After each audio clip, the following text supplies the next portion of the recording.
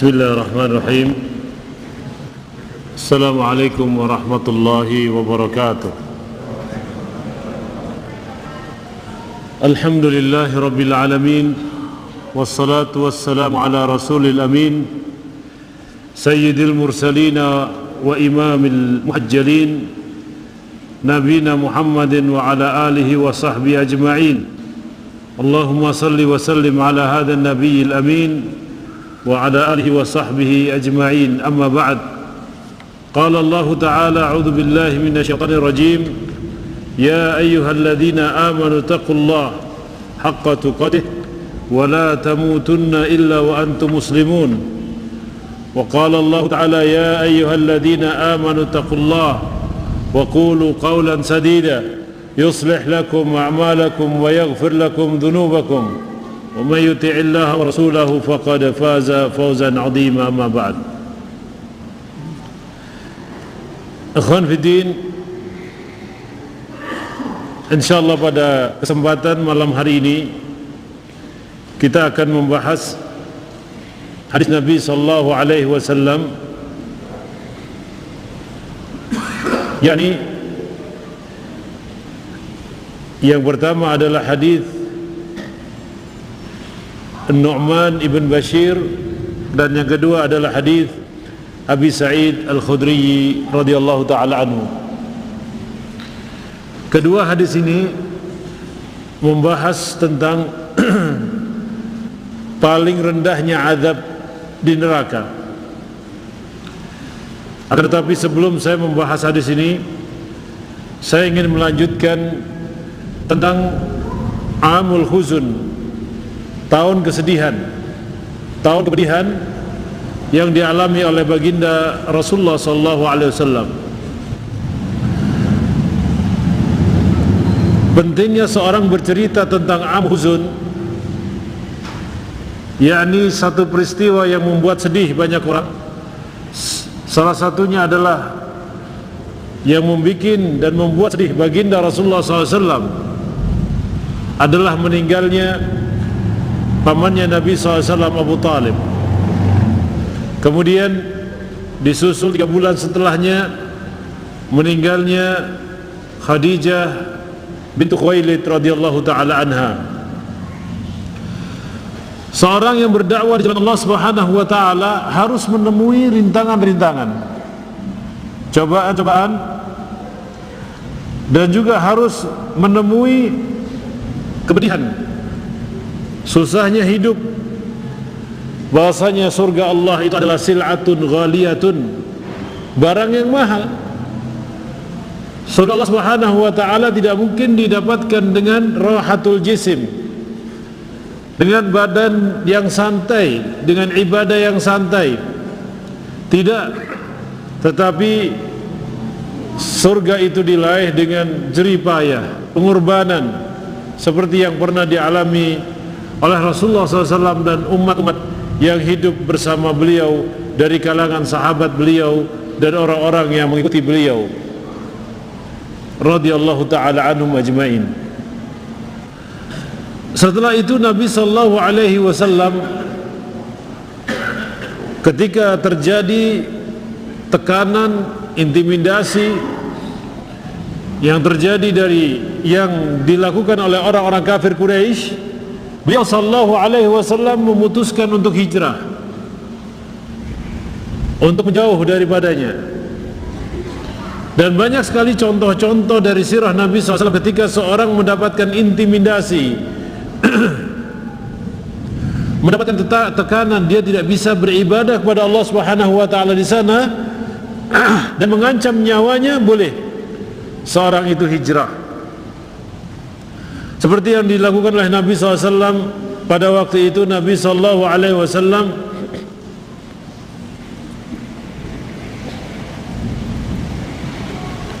dan Nabi SAW memerintahkan para sahabat Nabi SAW untuk hijrah ke Taif. Dan Nabi SAW memerintahkan orang-orang yang pernah masuk Islam di zaman beliau, dan Nabi SAW memilih dari kalangan sahabat Nabi SAW yang merupakan orang yang memiliki kedudukan di kota Taif untuk hijrah ke kota Taif dan menerangkan Islam di sana, menjelaskan Islam di sana, mendakwakan Islam di sana, mencerahkan masyarakat Taif. Tapi apa saudara-saudara yang dialami oleh Nabi SAW? Yang dialami oleh Nabi SAW bukan kemenangan, bukan Nabi SAW diterima di sana. Setelah di sini paman beliau meninggal, kemudian 3 bulan berikutnya istri beliau meninggal. Ketika pamannya meninggal, maka semakin keras intimidasi, tekanan, siksa, godaan, azab, bahkan azab, pemukulan fisik. Kemudian menanam mereka dengan pasir yang sangat panas, menumpuk badan mereka dengan batu. Seluruh tekanan fisik dilakukan oleh bangsa Quraisy pada waktu itu. Sudah tidak pernah Nabi SAW dan para sahabatnya merasakan keamanan di negerinya sendiri. Akhirnya beliau SAW hijrah ke Taif. Tapi apakah betul mengharapkan apa yang diharapkan oleh mereka semua, mendapatkan kedamaian, ketentraman? Tidak. Justru setelah datang ke sana, Nabi SAW dan para sahabatnya mendapatkan perlakuan yang jelek, mendapatkan perlakuan yang jelek. Kalau kita lihat peta secara letak geografis daripada Taif, Taif itu adalah, kalau kita haji setelah Arafah itu ke sana lagi, itu Taif. Ini perjalanannya ya kurang lebih sekitar 100, 150 ya, atau sampai 200. Dan Taif itu sampai sekarang memiliki geografis yang berbeda. Dia mirip-mirip dengan negara Khatulistiwa, ya. Karena kalau kita lihat jaraknya Taif itu dengan Khatulistiwa tidak terlalu jauh. Yani di sana ada sungai, di sana ada gunung, di sana ada rumput-rumput yang hijau, mata air yang mengalir. Ya. Di Mekah tidak ada air, tidak ada sumber dan lain sebagainya. Tidak ada yang hijau, tapi di Taif seperti di puncak. Apalagi ketika musim dingin, musim hujan seperti ini, maka Taif sangat dingin sekali. Nabi SAW tidak mendapatkan perlakuan yang baik di sana. Apa yang dilakukan oleh Nabi SAW? Beliau dan para sahabatnya tetap bersabar, meskipun mereka mendapatkan perlakuan-perlakuan yang tidak mereka inginkan. Bahkan malaikat Jibril pernah turun kepada Rasulullah SAW, menawarkan kepada Nabi SAW, wahai Muhammad, jika engkau berdoa kepada Allah menghancurkan mereka, maka aku akan hancurkan mereka. Maka Nabi SAW berdoa, Allahumma hdihim fa innahum la ya'lamun. Ya Allah, berikanlah petunjuk kepada mereka, sesungguhnya mereka ini adalah kaum yang tidak mengerti. Ya. Ini ujiannya para ulama, ujiannya orang alim, ujiannya orang yang mengerti agama. Selalu ada godaan-godaan. Ya. Ketika orang itu ingin mempelajari agama, lurus di atas ajaran agama Allah SWT, mesti ada godaannya. Itu sunnatullah. Ya. Jangan pernah kalian nyangka, jangan kalian pernah menyangka ketika kalian mengucapkan la ilaha illallah Muhammad Rasulullah, kalian tidak diuji. Sungguh kami akan menguji kalian, karena sebetulnya karena Allah telah menguji umat-umat sebelum kalian. Jadi Allah Subhanahu wa taala menguji umat-umat sebelum kita. Jangan kita menyangka ketika kita mengucapkan amanna, kami beriman. Amanna billah, kami beriman pada Allah. Amanna bi Rasulillah, kami beriman kepada Rasul. Kalian menyangka tidak ada ujian turun? Justru Allah ingin menguji kita. Allah ingin tahu manakah hamba-hambanya yang benar dalam imannya, mana hamba-hamba Allah SWT yang munafik di dalam perkataannya. Kemudian ma'asyiral muslimin, disitulah Nabi SAW mendoakan, ya Allah, mudah-mudahan engkau lahirkan dari generasi mereka generasi yang cinta Allah dan cinta Rasul. Akhirnya alhamdulillah lahir dari bangsa Taif orang yang cinta kepada Allah dan cinta kepada Rasul SAW. majelis seorang sahabat pemimpin dunia. Berkat siapa? Berkat doanya Nabi sallallahu alaihi wasallam. Di dalam kejadian hijrah Nabi sallallahu alaihi wasallam ke Taif ini, ma'asyiral muslimin, Nabi sallallahu alaihi wasallam bertemu dengan sekelompok bangsa jin. Ya. Ini menunjukkan bahasanya bangsa jin itu ada, tapi manusia tidak pernah bisa melihatnya. Orang memelihara jin bisa tidak? Tidak bisa dilihat, tapi bisa memelihara. Gimana cara meliharanya? Kemudian orang masukin jin ke dalam botol, bisa tidak? Orang memasukkan jin ke dalam tubuh manusia, bisa tidak? Pertanyaan banyak sekali itu. Ya. Pertanyaan yang bersifatnya gaib yang seperti ini, yakni orang naruh jin di satu tempat ini saya taruhin jin, bisa tidak? Kemudian saya memindahkan jin dari tubuhnya A kepada tubuhnya B, bisa tidak? Ya. Ini pertanyaan yang mesti dijawab supaya orang beriman kepada yang gaib.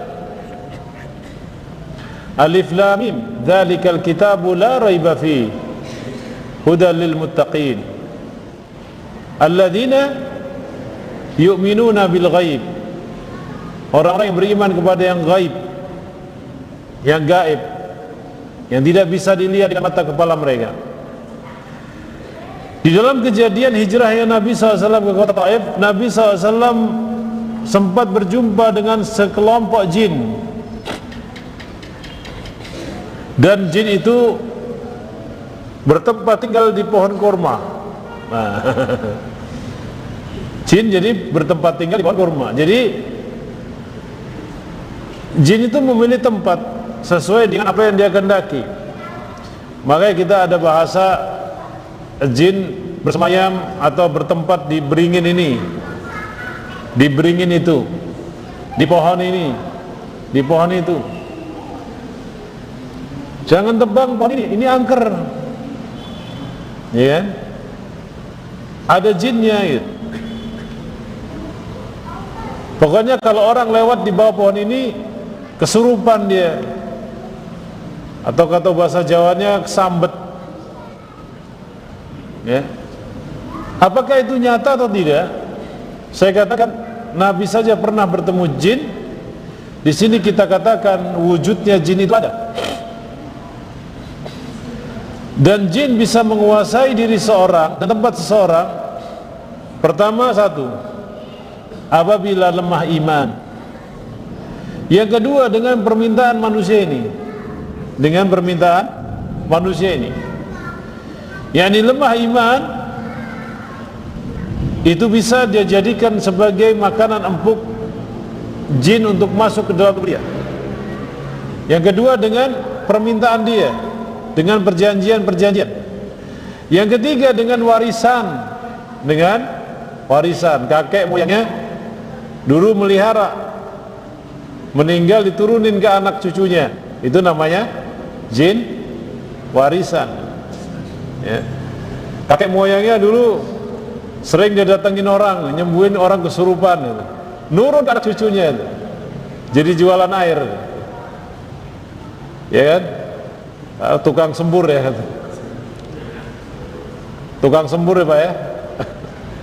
Ya, ini ada di kampung-kampung itu biasanya ada namanya tukang sembur, tukang air. Jadi air dibacain, disemburin, jinnya hilang.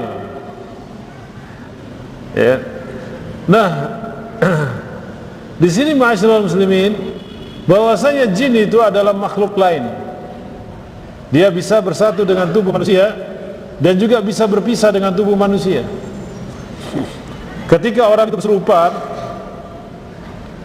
atau dia dimasuki jin jahat untuk menggoda diri dia, maka seorang wajib membantunya, menolongnya. Ya. Yani ketika ada orang kesurupan, dia tidak sadar dia di alam apa. Satu kesurupan jin pamonyet, gerakannya seperti monyet. Satu lagi jin pamacan, gerakannya seperti macan. Ya, ada palutung, gerakannya seperti lutung. Ya. Kemudian banyaklah kejadian-kejadian seperti ini yang kita temukan. Kadang-kadang kita percaya dan tidak percaya, tapi itu ada. Nah, ini ditegaskan di sini di dalam kejadian Nabi SAW hijrah ke Taif. Di situ Nabi SAW bertemu sekawanan jin dan mereka Islam dari tangannya yang mulia Rasulullah SAW. Saudara-saudara, apa coba yang kita dapatkan dari pelajaran ini? Ini kan jin tidak pernah dilihat oleh manusia. Manusia hanya bisa melihat yang nyata. Kalau menurut perkiraan manusia, hijrahnya Nabi, usahanya Nabi pergi ke Taif gagal. Bukan begitu? Karena tidak ada hasil menurut penglihatan manusia. Tapi Allah berikan kabar gembira, yakni sekelompok yang tadinya manusia sana, masyarakat Taif tidak mau, ini masyarakat jin malah mendatangi Nabi pengen masuk Islam. Jadi hasil itu bisa kita lihat secara langsung dan tidak langsung ketika orang itu berdakwah kepada Allah. Jadi jangan pesimis melihat kita berdakwah mandek stuck di situ saja. Yakinlah, selama agama Allah kita perjuangkan, itu ada hasilnya. Hasilnya kita lihat atau tidak kita lihat, itu urusan Allah Subhanahu wa ta'ala. Makanya seorang berdakwah itu tidak boleh bosan. Dakwah saja, ceramah saja, ajak orang kepada kebaikan. Mau beriman atau tidak urusan Allah Subhanahu wa ta'ala. Nah, itu sedikit kejadian tentang peristiwa Nabi SAW sejak ditinggalkannya paman beliau Abu Talib. Kemudian ma'asyiral muslimin rahimanillah wa iyyakum, hadis yang berikutnya, haddatsana Muhammad ibn Musanna wa ibn Bashar. Muhammad ibn Musanna al-mulaqab bil Bundar, yang dijuluki dengan Bundar, wa ibn Bashar wal lafdhu libni Muthanna qala haddatsana Muhammad ibn Ja'far haddatsana Syu'bah qala sami'tu Abu Ishaq yaqul sami'tu Nu'man ibn Bashir yakhtub wa huwa yaqul, saya mendengar Nu'man ibn Bashir berkhutbah dan beliau berkata, Nu'man ibn Bashir berkata, sami'tu Rasulullah sallallahu alaihi wasallam, aku pernah mendengar sabdanya beliau Rasulullah sallallahu alaihi wasallam, inna ahwana, hadis nomor 360 ya, inna ahwana ahlin nari adzaban yaumal qiyamati la rajulun tuda'u fi akhmasi qadamaihi jamratani yaghli minhuma dimaghuhu. Hadis nomor 360 ya, di dalamnya kurung 210. Dari Abi Sa'id Al-Khudri, aku mendengar Nu'man ibn Bashir berkhutbah, wa huwa yaqulu wa huwa yakhtub wa huwa yaqulu sami'tu Rasulullah sallallahu alaihi wasallam, aku mendengar Rasulullah sallallahu alaihi wasallam bersabda,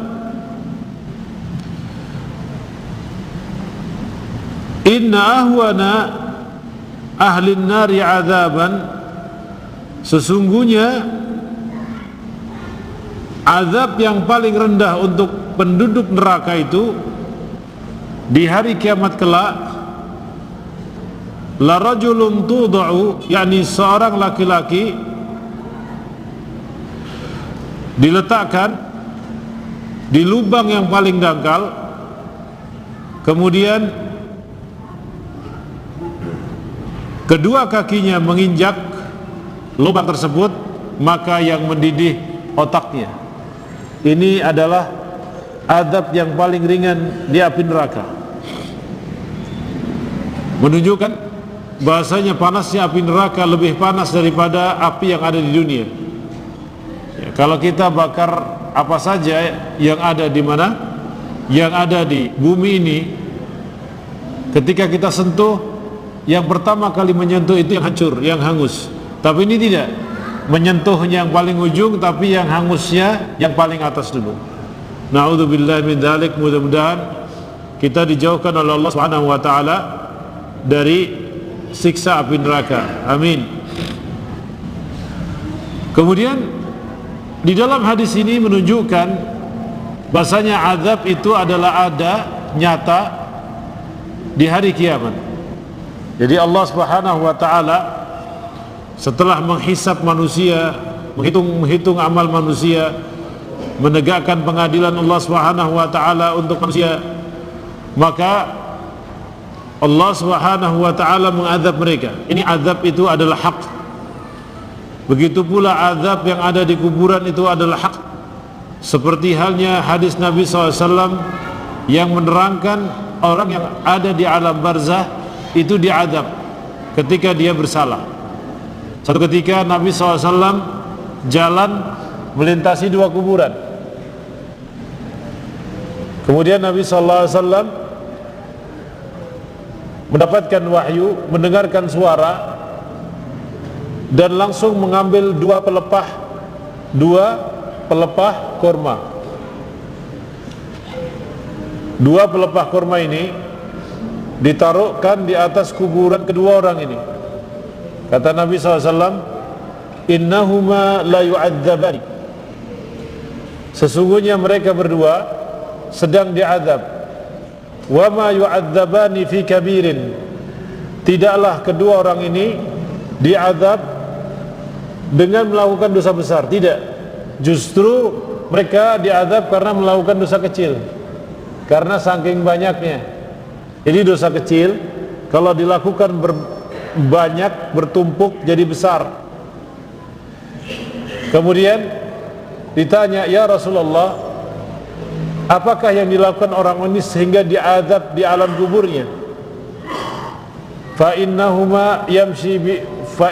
ahaduhuma yamshi bin namimah, salah satu di antara kedua orang ini suka mengadu domba.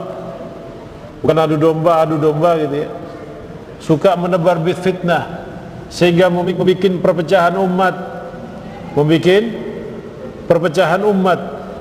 Kalau yang satunya diazab karena la yatanazzahu minal bauli, yang satunya itu tidak pernah bersuci alias cebok kalau buang air kecil, ya, tidak pernah cebok. Jadi najisnya masih terkena sarungnya, najisnya masih terkena gamisnya, najisnya masih terkena celana dalamnya, ya.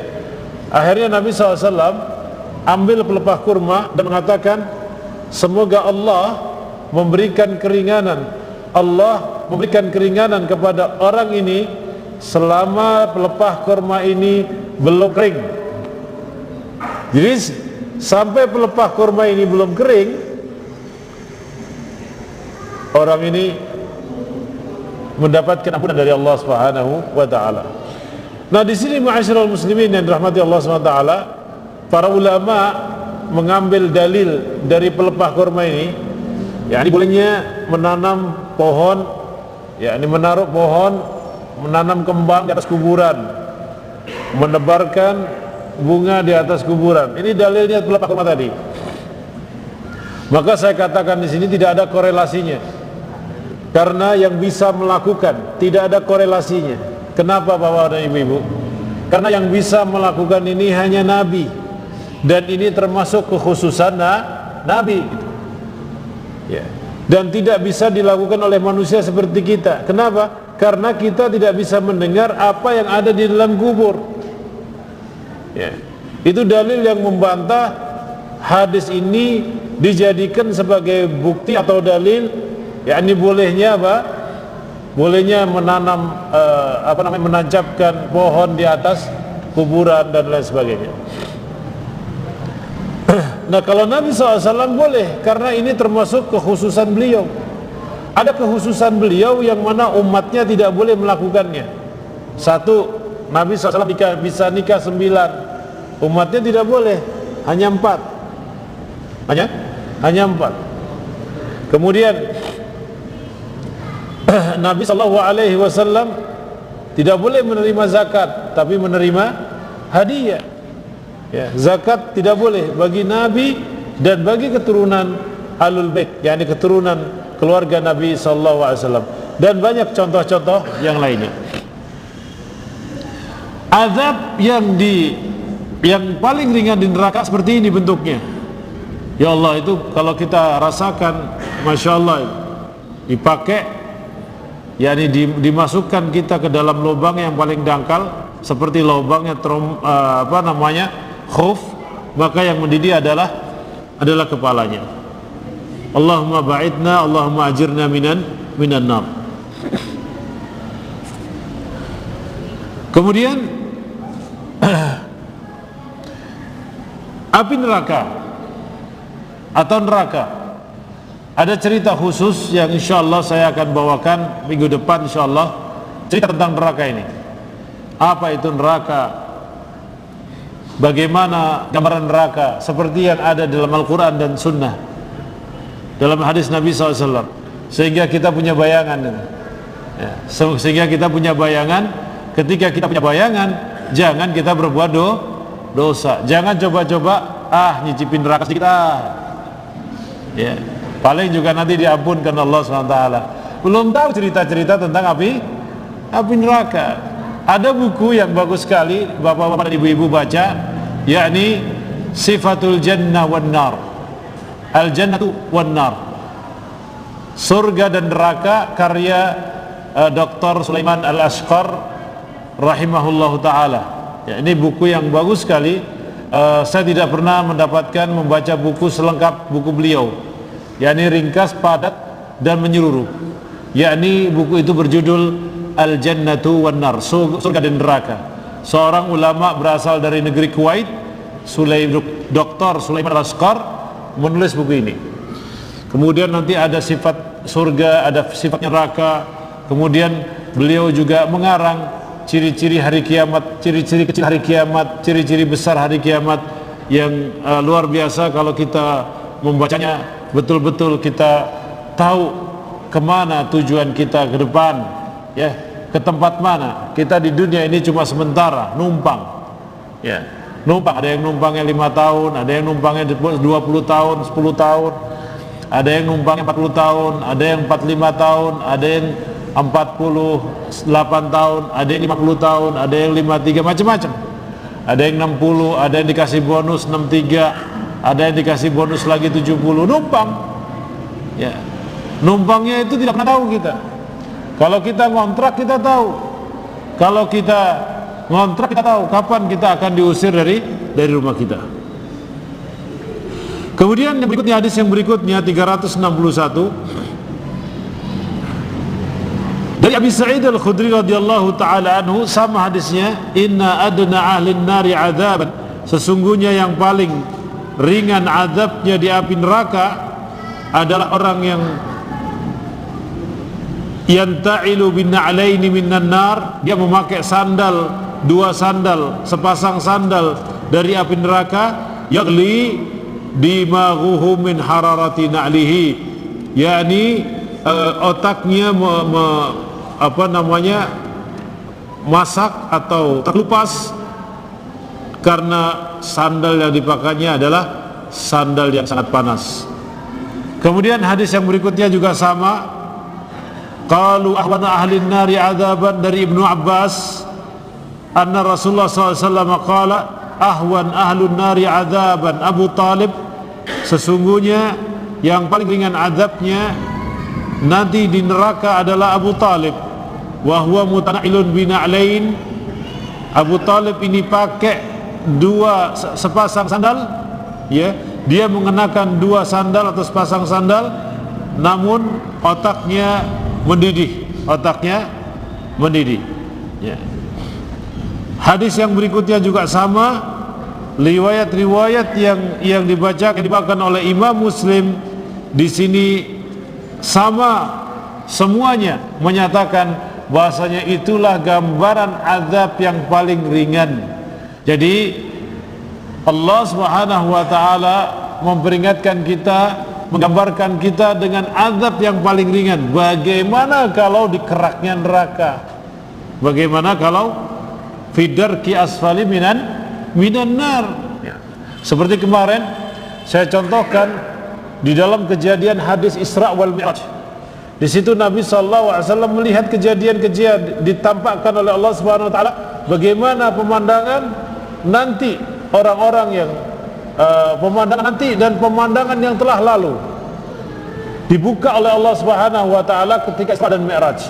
Salah satunya yakni ada orang memikul kayu berat, sudah berat ditumpuk lagi, sudah berat ditumpuk lagi, sampai orang ini hanya ambles ke bumi dengan kayu yang dipikulkan tadi. Malaikat Jibril bertanya, Nabi SAW bertanya kepada Jibril, wahai Jibril, siapakah mereka? Itu gambaran umatmu ya Muhammad. Mereka sangat demen sama amanat, cari-cari amanat, cari-cari jabatan. Begitu dikasih jabatan malah khianat. Nah itulah bentuk adabnya. Jadi dipikulkan barang kayu yang besar, batu yang besar, sampai dia turun ke bawah, tidak kuat sampai hancur badannya dengan tumpukan beban tadi. Wal iyadu billah, thumma wal iyadu billah. Kemudian gambaran yang berikutnya dalam kisah Isra wal Mi'raj, yakni Nabi SAW diberikan gambaran ada orang disuguhkan satu daging fresh, satu daging yang penuh dengan belatung, satu daging yang penuh dengan belatung, busuk baunya. Kemudian orang ini ternyata makan daging yang penuh dengan belatung tadi, yang bau busuk, bau bangkai, tapi tetap dimakan. Kemudian ditanya, ya Jibril, gambaran apakah itu? Itu gambaran umat Muhammad. Mereka diberikan yang halal oleh Allah Subhanahu wa taala, tapi masih jajan di luar. Ya. Na'udzubillah min dzalik. Nah ini disebutkan dalam kitab tadi Al-Jannatu wan Nar, yakni sifat neraka, sifat surga, bagaimana gambaran-gambaran yang ada di dalamnya. Wallahu taala alam wa sallallahu ala nabiyina Muhammadin wa ala alihi wa sahbihi wasallam. Silakan, ada pertanyaan?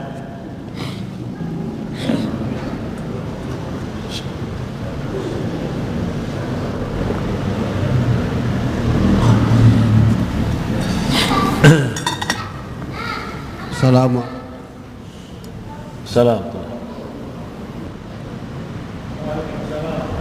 Ya, silakan. Saya mau bertanya Pak Ustadz, ada ungkapan dari ceramah agama bahwa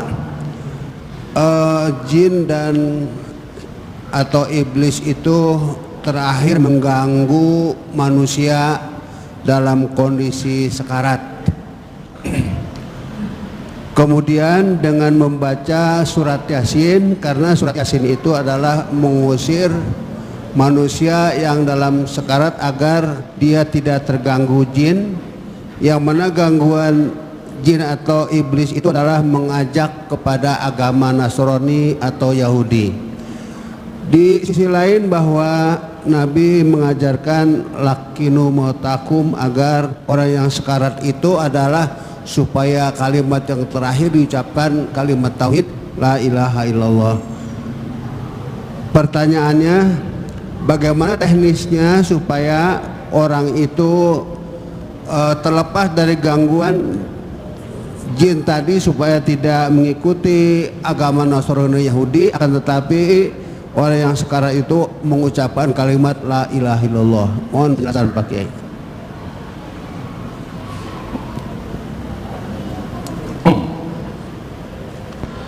Bismillahirrahmanirrahim. Alhamdulillah wassalatu wassalamu ala Rasulillah wa ala alihi wa sahbihi wa sallama tasliman katsira. Dalam hadis Muslim disebutkan, fa inna syaitana yahdhuru inda mautil insani bi kulli ahwalihi. Sesungguhnya fa inna asy-syaitana, syaitan itu yahduru inda mautil insani, dia akan berada di sekitar manusia itu bikulli ahwali, dengan semua kondisi dan keadaan. Jadi segala upaya diusahakan. Makanya ma'asyiral muslimin, Nabi SAW juga bersabda dalam sebuah hadisnya, inna lil mauti lasakaratin, inna lil mauti lasakaratin. Sesungguhnya kematian itu punya apa yang dinamakan sakarat. Sakarat ini adalah hal keadaan yang sangat berat bagi manusia, dan kita pun tidak pernah merasakannya. Karena kalau sudah merasakan itu selesai, kita tidak punya nyawa lagi. Jadi nyawanya udah hilang. Ada seorang sahabat Aslam Maula Ibn Umar pernah pada waktu ditanya, ya, wahai Aslam, kau pernah bertemu dengan Nabi SAW dan para sahabat Nabi SAW, bagaimana sih rasanya sakaratul maut itu? Dia gambarkan, dia coba gambarkan, dia rangkai dari keterangan-keterangan yang pernah dia dengar dari Nabi SAW. Itu seperti apa? Galub. Galub itu apa? Ya, ini jangkar tuh. Jangkarnya kalau kita pakai punya kapal ada jangkar, ya, ada galupnya. Galup itu kayak sepertinya. Itu dimasukkan ke dalam mulut kita, itu ditarik. Itu rasanya kayak gitu. Ya. Pancing, ya. Orang kemasukan pancing gitu. Iya. Seperti itu. Itu namanya galup. Kemudian juga ada pada waktu itu seorang salaf ditanya, yakni bagaimana rasanya sakaratul maut? Yakni rasanya seperti engkau tahu kambing berdiri hidup-hidup dikuliti. Jadi kalau kambing hidup ini dikuliti, itu rasanya kayak gitu. Ya. Bagaimana itu? Kambing hidup dikuliti. Jadi dia akan berontak dan sebagainya. Dan biasanya orang sakaratul maut itu yakni terakhir akan dinaza', ada peristiwa naza', yakni infisalur ruh minal jasad, hilangnya ruh daripada jasad. Yakni biasanya ditandakan dengan bunyi suara seperti orang ngorok. Itu dinamakan akhir daripada kehidupan manusia. Oleh karenanya sunnah yang seperti saya terangkan kemarin, ketika orang itu berada dalam posisi sakaratul maut, maka dia jaga agar tidak diganggu oleh orang lain. Dia jaga, mudah-mudahan Allah Subhanahu wa taala menyelamatkan dia dari godaan syaitan. Yani syaitan di sini yang paling besarnya adalah iblis tentunya. Yang paling besarnya adalah iblis, karena itu adalah ra'sus syayatin. Yani penggawanya, pimpinannya, ya. Biangnya, nenek moyangnya. Dan umurnya itu, bangsa jin ini lama-lama, umurnya lama-lama. Kalau manusia ini kan sebentar, seperti nabinya sallallahu alaihi wasallam. Ya, Nabi SAW dikaruniai umur 63 tahun, tambah sedikit lagi bonus, ya, 70 tahun ditambah lagi bonus lagi terus. Jarang orang di tempat kita ini umurnya sampai 90 tahun, 100 tahun. Subhanallah azim. Maka biasanya semakin tua seseorang, gangguannya semakin top, ketika semakin dahsyat, semakin berat ketika ingin meninggal dunia. Kenapa? Karena manusia yang umurnya panjang tentunya dia banyak beramal. Ya. Iblis dan tentara-tentaranya, syaitan dan tentara, ingin membatalkan ni amalan. Ingin dibatalkan supaya jadi temannya di api neraka. Ya. Kan disebut sebuah hadis Nabi disebutkan, innal abda la ya'malu bi amali ahli jannah wa laysa bainahu wa bainallah illa dira' fa amila bi amali ahli an-nar fa dakhala an-nar. Sungguhnya seorang hamba itu selama hidupnya dia semangat sekali, kencang sekali beramal dengan amalannya penduduk surga. Semuanya isinya masjid, majelis taklim, masjid, majelis taklim. Tapi antara kehidupannya dengan kematian jaraknya 1 jengkal saja, dia gagalkan amalan tadi dengan mengatakan kekufuran. habis. Makanya firman Allah SWT sebutkan wala tamutunna illa wa antum muslimun. Jangan kalian meninggal dunia kecuali kalian dalam keadaan muslim. Jangan kafir. Jangan kafir gitu. Jangan kafir artinya jangan murtad artinya. Ya. Tapi jangan diterjemahkan lagi jangan non muslim gitu. Ya kan? Jangan non muslim gitu. Kan istilahnya seperti itu. Susah ngomong non muslim ini susah ya, kafir gitu kan. Allah SWT juga berfirman qul ya ayyuhal kafirun. Jangan kalian meninggalkan agama Islam ini, pegangi terus agama Islam ini, jangan sampai lepas. Nah itu pentingnya orang istiqamah di atas agama Allah SWT. Nah tadi yang disebutkan oleh Pak Haji tadi memang betul, dijaga orang yang mau meninggal itu ya, jangan sampai syaitan memujuknya sehingga lewat dia pindah kepada keyakinan yang lain, agama yang lain. Ini Nabi SAW membelai pamannya, didatangi pamannya agar beliau mengucapkan apa yang beliau ucapkan. Banyak ayat-ayat yang menunjukkan tentang masalah ini, ma'asyiral muslimin yang dirahmati Allah SWT. Para ulama menyebutkan penafsiran surat Al-A'raf ayat Surat Al-A'raf, la'ughwiyannahum, sungguh kata iblis, aku akan menyesatkan ini anak cucumu hai Adam. La'ughwiyannahum itu janji pasti itu. Lamul qasam, kemudian pakai nun taukid lagi. Ya, di situ diabadikan oleh Al-Quran, la'ughwiyannahum wa la'udillannahum. Ya, La itu lamul qasam, sungguh-sungguh demi Allah, janji, sumpah. Ya. Kemudian pakai apa? Nun taukid di belakangnya, la'uyannahum wa la'udillannahum. Sungguh mereka akan kami sesatkan, sampai sesat seperti kita. Ya. Demen gitu. Kalau selain dia jadi bahan bakarnya api neraka. Ya. Ya itu permusuhan sejak dahulu ketika Adam diciptakan. Khalaqtani min narin wa khalaqtahu min tin. Aku lebih baik engkau ciptakan ya Allah kami ini bangsa jin dari api, sementara Nabi Adam dari tanah liat, kami lebih mulia itu.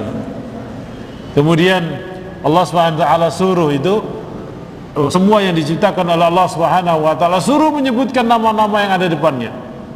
Ternyata yang bisa Adam alaihissalam, ya. Kemudian yang lainnya tidak mampu menyebutkannya karena Allah Subhanahu wa taala memberikan yakni pengetahuan kepada Adam, dan inilah yang membedakan manusia. Apa itu yang membeda manusia? Al-ilm, ilmu. Maka setiap hari kita berburu ilmu gitu. Kalau kita tidak memburu ilmu, ya mana kita ngerti jalan yang lurus? Ya kan? Allah Subhanahu wa taala memuliakan Adam dengan ilmu. Wa 'allama Adam al-asma'. Allah berikan ilmu kepada Nabi Adam. Jadi yang membedakan kita dengan makhluk yang lainnya dengan ilmu. Maka Rasulullah mengatakan al-ilmu qabla al-qawli wal 'amal. Berilmu dulu sebelum berkata dan berbuat. Imam Bukhari menjadikan bab pertama ya sebelum memulai segalanya, bab al-ilmu qabla al-qawli wal 'amal. Berilmu dulu sebelum berbuat dan beramal itu. Nah ini nyata sekarang ini. Yani banyak orang Islam, yani kalau disuruh ayo sama-sama ngaji ke masjid, diajak ke masjid, wah saya sudah belajar ke Mbah Google, ya ke Mbah YouTube, Mbah Google sama itu. Ini generasi milenial. Ya. Kalau generasi kolonial sebelumnya, ketika diajak ngaji dan sebagainya, jawabannya apa? Wah jangan seru-serulah, apa namanya ngajinya nanti keblinger. Seru-seru ngaji, rajin ngaji dibilang keblinger. Sementara yang tidak ngaji tidak dibilang keblinger.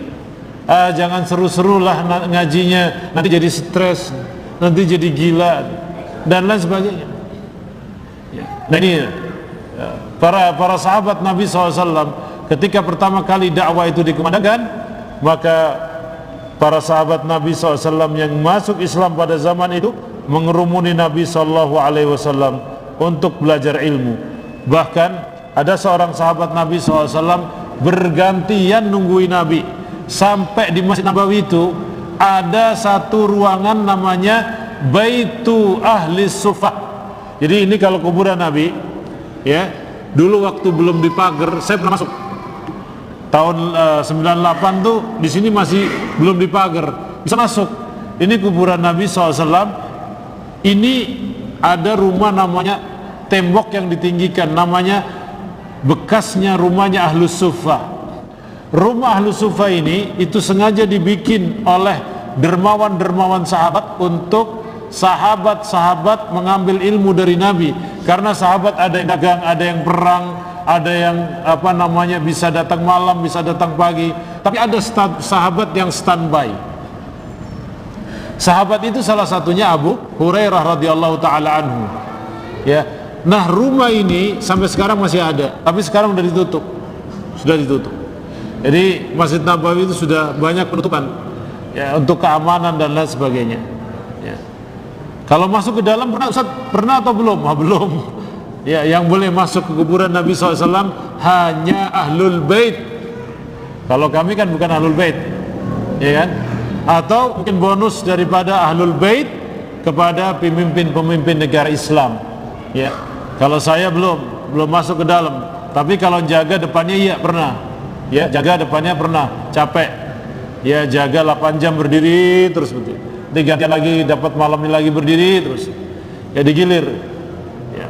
Nah, itu kalau seperti itu pernah, tapi kalau masuk belum pernah. Tapi kalau menjaganya pernah. Wallahu ta'ala alam wa sallallahu ala nabiyyina wa rasulina Muhammadin sallallahu alaihi wasallam. Fa subhanakallahumma bihamdika asyhadu an la ilaha illa anta astaghfiruka wa atubu ilaik. Assalamualaikum warahmatullahi wabarakatuh.